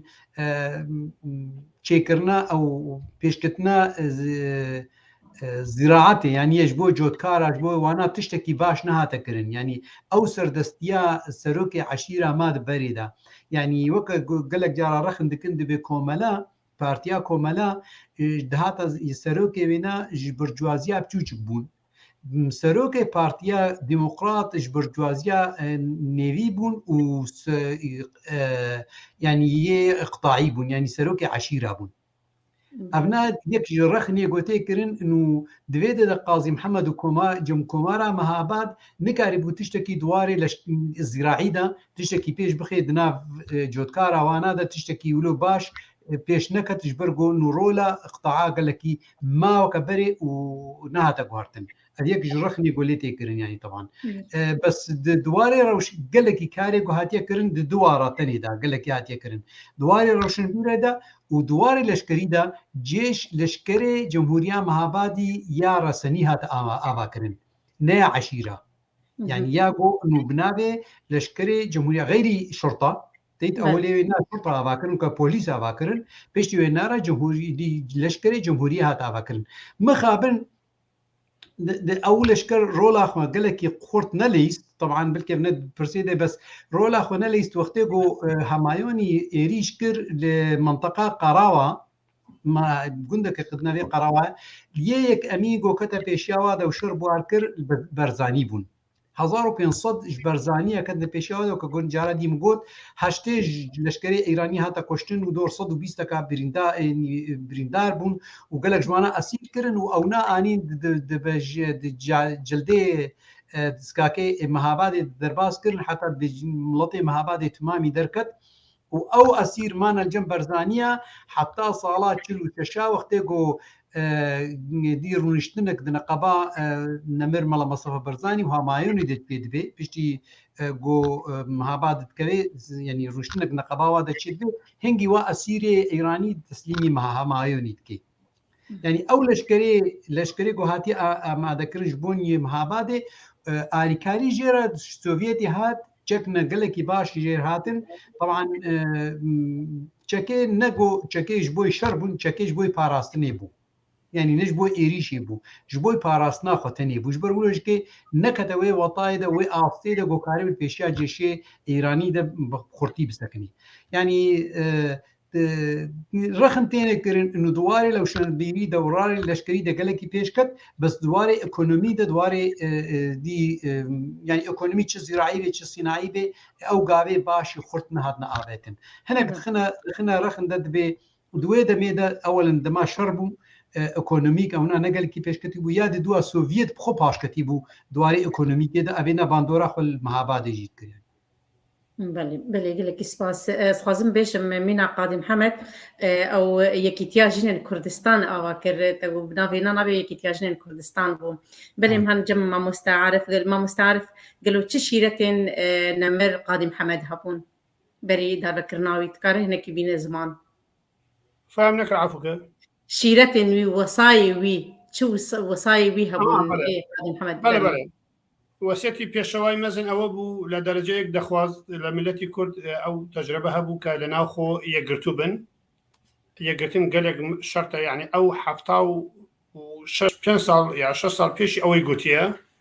معناوەی هەر لەو کاتیش ئەم یەکگرتوو نەبووینە بۆیە دژمن بە زۆر بە باشی توانیە زەفەر ببا دوو گوتیە باوەڕ بە پلانی دژمن نەکەن ینی دژمن ئەو تعریفی فارسی وەکو عەجەم کردیە زمانیوی شیرینە تا هەدەفی خۆ دەپێکە کە گەیشتە هەدەفی خۆ دژمنە ئەوە دوو خاڵی گەلێک مهمن کە پێشەوە گوتیەوە بە محکەمەشی گوتیە ئەتۆ یەک پێشەوە ئیعدام دەکەن بەڵام پاشی من هەزاران پێشەوە دروست دەبن و ئەوەش ڕاست بوو کە شۆڕشی کورد و تا ئێستا درێژەی خەباتیەوی هەیە و من لێرا و دەتوانم بەژم هیوادارم کە ئەم هەموو لە هەموو بەشی کوردستانی بیر لە دامەزرانی دەوڵەتی کوردی بکەینەوە و چیتر تەسلیمی دروشم یا شعاراتی نەزانم هەبڕا دەولە سەداقە ئەخەویە و نەزانم ئەو چت هەموو تەما بووە لە تاریخی عالەمی ئەم گەرەکە وەکو وەسێتی پێشەوای پشتی یەک بگرین و لە فکری دروستبوونە دەوڵەتە سەربەخۆیی کوردستانی بین بە هەر قیمەتێک بێت چون یەک جاران بمرین باشترە نەک هەر جار بمرین بەڵام یەک جار بمرین و بتوانین مەسلحەتی اقتصادی و دیپلۆماسیش بۆ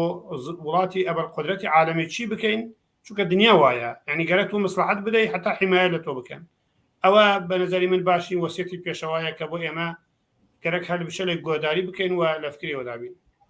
بله اسپازم دیس اشتر بيجم جنك كرد لكردستان رجلات هبو على كردي بنقشان تشكربون قالوا او جن كيبو او جناوي سيزاده فاطمه مناف كشي سيد مناف يعني بجين او دبو خزاني كريمي احمديان وزير تلغراف او كاتي لانه وزير تلغرافي كردستان بو خزاني ايبو او الاي كردستاني وكو فكري بيشي رنگی وی چی بود مامۆستا بله و رنگی وی چه رنگی چێکرا بود کار ئەو ڕەنگی بوو ئەو سێ ڕەنگی بوو کە ئێستا هەنا ئەو سێ ڕەنگی بە خەیاتی بەدەست چی کرد بوو بەڵام فکری ئالای کوردستانی پێشووتر هەبووە لێک شێخ عوبەیدوڵای نەهەری ینی ئەو فکرە جەم وەزیری کوردستانی و پێشەوا قازی محەممەد و مەلا مستەفای بارزانی هەبووە و معلوماتی ئەو فکرەدانە ئەو خانمی ئەو ئالای جوانی کوردستانی دروست کرد لەو فکری و پاشی بە حکمی ئەو مامۆسا ئاماژەی بە گەلێک شتی گرنگ کرد بە حکمی بوونی وجودی ئەفکاری سوسیالیستی و لۆگۆ یعنی تەماشا دەکەن هەرچی حیزبی قەدیمی شیوعی و مارکسیستی و کۆمونیستی و نەزانم چی هەیە یا لۆگۆی ئەوان هەیە یا داسێک هەیە یا قەمەر هەیە یا گوڵەگەنمی هەیە و نیشانەی نەزانم زەراعەت و ئەو ئیسلاحی زەراعی و هەندێک شت لەو کاتی ئارمی حیزبی دموکراتی تقریبا لە ناو دایرەی ئاڵای چی کردنە ئەگەر تەماشای ئاڵای قەدیم بکەی ئەو کاتی ئەوە لۆگۆی هندێک دەبێژن حیزبی دموکراتە هندێک دەبێژنی کۆمەڵی ژێکا بووە لە ناو ئاڵای چەسپاندنە هەر عینی ئاڵایە عینی ڕەنگە سوور و سپی و زەرد و سەوز بووە بەڵام ئیتر لە بە پێمەروری زەمان وەکو هەر ئاڵای عالەمی هندێک تەغیرات چی دەبێت یعنی هەموو ئاڵای عالەمی ژوا بووە ئەستەماشە ئاڵای قەدیمی ئەمریکا دەکەی بچە کەرچ و کاڵ بووە ناوەڕاستی ئەویە هیچ نەبووە پاشان نقطە زیاد بووە ئالای کوردستانیش بە پێی مروری زەمان و تەقەدمی هندێک حاڵەتی جوانکاری کردنە بەس وەکو فکرە وەکو لەون هەر عینی دەورەی و پێشی بله أنا مكارتين اللي دبيجن نيفي روكيبو دسم بالفيالي يبون أو بو على كردستاني أنا قبل دوام ماي أو بتشكي بتقربيج هناكي عيني عربية من ديتما بس لوجوي قولوا قن وجوي نظام شيء أولا ناوي هي أخو أبو هبالي تتواني إنترنت ببينها بلام يسابون نمونه من الشباهات كي خراب نبي يعني آلاي أو أقول تسليمي برزاني نمركر أو قاضي محمد تسليمي كر أو على كردستاني أنا يبلي باشي كبيشوا قاضي أحمد النيابو كجيش إيراني قالك نزيب بونا وهاتنا أو دخواص أسراري حكومتي نكوي تدست أرتش إيراني وموري خو آلاي خو قالك أسراري وأشياء غرفەی خۆی تەسلیمی مەلا مستەفا بارزانی کرد کە بە ئەمانەت بەخۆشیەوە ئاڵای کوردستانی پالیستن حتا لە پەرلەمانی کوردستانی بەڕەسمی یەکەمین دەوڵەتی پاش کۆماری کوردستان کە دروست بوو حکوومەتی هەرێمی کوردستان بوو کە بەڕەسمی ئەعلانی کرد کە هەمان ئاڵا بە هندێک نوێکاری تەجدید هاتە قبولکردن و ئێستا لە بەشێک لە کوردستان ئەو ئاڵا بە فەرمی لە پەرلەمانی کوردستان قبول بووە وەکو درێژەدەری ئاڵای کۆماری کوردستانە بله او آلیا گوگد 1919 ده اشکمالیا کمالیا جواتی استانبول چه بو و 1927 ده لسرچای آگری احسان نوری پاشا هلدا بله او آلیا مهاباتی بو ایرو آلیا کردستانی و آلیا کردستانی بتوهی بله گلی کسباش ببازن یاری ماجم دکتور بله فرما خشكايسرا البالي دكتور انك لكلينيه كابن دبيجن يك جوا الكترونيكي امريكيه طبعا امريكيه دبات يجو جمهوريه مع بعض شكل ودناب اخفتنا روزفلد دشيت السر وقت ديرو قد نسين بيجي كدبي الا كردستان ياغو ستيرك تد نستيرك 21 حجدها ستيرك يعني روجا سي 4 ستيرك تدنا او نا يا كوملبو بارتيا كوملو او دهدا بس اوانو وكاك عارف قوتي او سمبول يا دي جنم الآلية دا ودرو قلم ونا او سمبولي سوفيت بون باقيرو فرق الستر أذربيجانية جي وستر مهاباد جي طلع ميزين علماء أذربيجان جي وعلماء آلاء أذربيجان جي وآلاء مهاباد جي هردو او سمبول تديا او سمبول سوفيت بو سروا فرق كر واويدا ميكر يعني او بارتيا ديمقراط وقت هات او ناصر وفرت كنقو ابي بسيمبول يوكي بارتيا ديمقراط او ال هلدان اللي بنجها خذ آلاء كردستاني ياغو كومالات هلدا ياغو روشي ده طبعا هو كله بكر اللوجو شفاره بله او تي انا فاست كم كاك عبدال اف ياغو باقيرو فرت كرل سر اذربيجان جي سر مهاباد جي اف سمبولاني دي بس يا ستيرك وتيادي درخي روج نحج ده دي ختن ونبي ستيك ختن از باورت كم هشتن جوزنا شاشم چاري موزن وكاري كنت ده برلمان كردستان اقرار كرد 21 تیرش او نشانه نوروزی دان ویداوی برلمان کردستان از بیشم زیده کر او تیرش زیده کرن 21 بله دكتور ام بقر برسامشتا سرولا قاضي محمد دي جمعيه دكملا خوي بوندم قالوا دام صني ويجي كردار تشاوا بوند كارغدك زانياري البات هبت جمر بدك يعني كن راسي اخفتن تكرين بس يعني دوكومنت يرسني نين انه قاضي محمد كتبوا جمعيه خوي بوند بس بتيبت انه تشجر تشونا وجر هاتنا قوتن انه جمعيه خوي بوند يا وبيجرتيا كر مثلا وقت قد بيجن دوار دوكومنتي ورسني بنويسين انه تشلو صالة تشلو ستيادا تشلو سيا تشلو شارا كتيا بارتيا كومالا دا وكا هندامكي درست ومع انه كومالا يه اولي قبول نتكرن ويه سروكي عشيره قبول نتكرن ليه قاضي محمد بشكلكي يعني باشقه قبول كرن اجبر غورولاوي ديروكا كردي ديروكا جواكا مهاباد دقلك خورتمون بارتيا كومالا او قبول كر يعني مثلا صلاة چلو پنجا دا چلو ششا وقتی گو پارتیا ديمقراط تيدا مزراندن و كوميته تيكرن انه لازدي و بريار بيستاندش بوي كومار بي آواكرن دبيجن دبي قدري جميل باشا باش روجاوای کردستانی اوج که تيدا آماده بوش برکو هر چا پاشا کردستانی دوی جویني دا آماده بون طبعا دبيجن قدري جميل باشا بناوي سروكي جمعيه خوي بون تدا بس از ندوي باهوريه دمج بربو جمعيه خوي بون يعني كومارا خوي يعني نابيجن كومار جمعيه يعني سازيا خوي بون د صالاسو حفتادا نما بني اثار ايمان صالا بيشتي جو بيمان د نقبا فرنسا وتركيا د جيبو بيمانا انقره يك وانقره دو وقت لف كرن سر سينوري اسكندروني وسر سينوري نقبا قامشنون دي جزيره بوطا وقت قولها هاتا كرن بيشتي وينارا بجاره كرا فرنسا نبس خويبون نشت جو كار بك هرراند يعني او قد سبيكر صالح 1990 ما بيشتي كر بيشتي جو شورش ادير سمي بيشكي يعني شكست خويبون نمارو لا قال لك مالي فرنسا بجاره كرا وهلاند اجبر ولش كي ازنا بهور ناكم انه قدري جميل باشا صالات شلو 1945 شلو ششاوي هري مهاباده بناوي جمعيه خويبون وكسروكي جمعيه خويبون ابنا از بهور كم هناك لكلينا يا بونيفيسان مجام خو اخذنا السر كرنا ليه از دور نابين بتيبت مثلا دسبيكي ده صالح 1927 لانه مثلا قاضي محمد صالح 1983 يعني عمري وينا هنجي بجوسه صالح تكوليا نو القاسي يكي نافدارا قال لك خرطه دندري مع بعد ده حتى قولوا لك بيجي مثلا جميع خويبون هاري الانداميتيا يبقري يعني قاضي محمد الصالح 1927 او رولا جريكي جرينج نليستبو ونيكي نافدار بو يعني قركم هو فينا بشكل بزعن بي يعني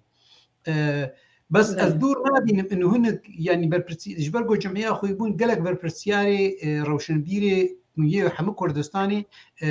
تكليد خصم بيره بكن وكا جو جمعيه كبناف دولتي يعني كردستاني تمامي ده تخويا كرن دبي على ده از خوازم بقر ما وي برساتي بري خوشكا يسرا سر انه ما بعد تشكر تشتكي قالكي جرين كر رولك جهل بستفانا را بكر بو دي چارجر دا او چارجر دا دوی دا تطبیقه هفتی یا هر هی جاره که همه هلبستان هاتن شعری خو هلبستی خود خوندن وکش بونی پیشگرتیا دی كولتورا كردي كن وطبعا تمام زماني كردي بو دوي دا قال لك رولك قال لك هاجار هلبستان هاجار قال لك رولك مازن ليزي يعني قال لك جرى هاجار هلبستان هاجار هلبستي وي قال لك هاد نخوندن دور دا يعني هذيك جوا رولي جوجل كي مهو بيزاني ياد دوا يعني حسيت بانه مهاباده ولو دسينوره كي قال لك يطنق دبو تشد هندري ايران ايش دربه ليه لغور تكليه بينا بدوله كردستان بحرم كردستاني ديره دا خويا كان انه هو بحرمك كردستاني جبرجو بازرگانی به کرده ایرانی را به کرده ترکیه را بکر بازرگانی به کرده عراقی را بکر اوجی دکبه آسته دا انه خود وقت میزان ابوری بله میزان نگه کردستانی هبو وقتی که مثلا جوین چید بیش بونی کمار یعنی اعلان بکن تدمیزینی مثلا یکی قدری جمی پاشا روجاوا چویدی اما بود آمده بودی دا یعنی وك رولك كردستاني هبو دي سفقنا سر برساتا از بهور ناكم او نوچه گوتي كرن بيچكي هنا سيدا وقت بعربي ديجن تضخيم دتشاده تيكرن يعني قاضي محمد دي صالح 1927 حتى سي ندوي رولي دبو غوبي مثلا عندما خويبون دائما يعني خويبون هري ليبقر يعني مثلا يجي وقت برزاني مثلا مالا مصطفى برزاني شيخ احمد برزاني مثلا أذيها خيابون خدية شورشابون ودورك رولك قالك ليستن أو نار ري بس قاضي محمد ندو نكابوي أصلي جو مثلا بشكل كرسني خويبون جيبو قاضي بإندام بلكي بإندام جكي بلكي تشكر به بس نأورو لا قالك نصب بها بله قال لك سباس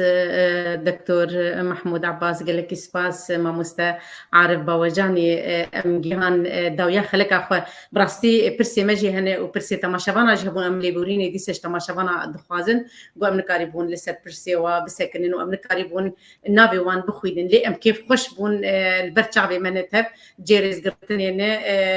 بردواميا وابمره وام قال لك ديسه سباسيا هدو ميباني خوي هي جادكن ما مستعرف باوجاني سروكي بارتيا سربستي كردستان روجهلات وما مستا دكتور محمود عباس لكولينري سياسي وديروك ناس بلي تماشوان هيجا ام قلكي كيف خوشبون بامدبونا وبمره وام قلكي اسباسيا ودكن ام سباسيا وبنابي كي تاغشتيان بسكار روجماني كردكن قوم مرابون وسباسيا كي تايبت جه هردو هوالي مت كنترولي ده ما مستا عبد الباقي حسيني سروكي كيتيا قشتيان بسكار روج مبانين كرد ما مستا عبد الخان تلداري قال لك سباس جبو جهدانا وجبو بردوام يا وريزو سلاف جوا تبارة تا خلكك بي هون تبمين الدخير وخشيه ده